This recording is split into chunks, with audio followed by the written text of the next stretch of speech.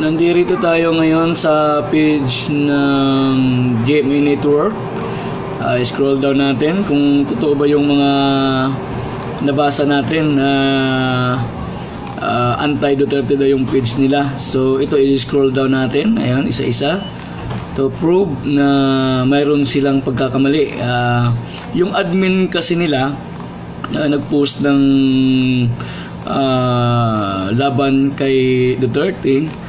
So nung humingi naman ng paumanhin ang GMA Network, patunay naman ito na mayroon palang kinikilingan ang GMA Network. So ito hinahanap natin, ito na nakikita na natin. Ayun, no, basang-basa, kitang-kita. So sa ngayon, sa 2 oras na mula nang i-post nila ito, umabot na sa 4,318 ang nag-share. Okay? So pagkakamali ito ng GMA. Isinasabi dito na iniimbestigahan daw nila.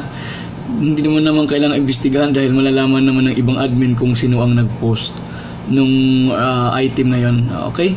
So alam na, sana ang ABS-CBN din ganun din. Antayin natin. Kawawa naman yung Pilipinas, imbis na tulungan natin yung tao na makapag-angat sa ating bansa sa susunod na mga pagkakataon, dahil sa mga lintik na to, lalo nilang pinababagsak ang Pilipinas, na ang naghihirap ay ang mga kababayan nating Pilipino. Salamat po.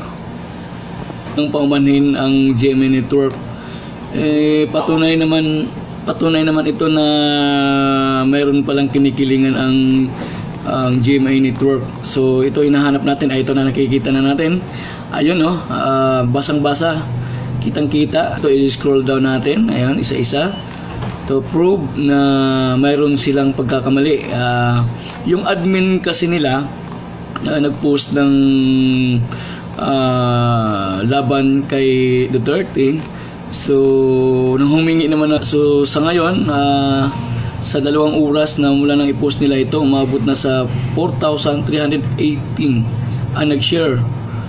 Okay? So pagkakamali ito ng GMA. Isinasabi dito na iniimbestigahan daw ni. Nandito tayo ngayon sa page ng GMA Network. Scroll down natin kung totoo ba yung mga nabasa natin na anti-Duterte daw yung page nila. So hindi naman kailangan imbestigahan dahil malalaman naman ng ibang admin kung sino ang nag-post nung item na yon. Okay? So alam na, sana ang ABS-CBN din ganun din. Antayin natin. Kawawa naman yung Pilipinas, imbestigahan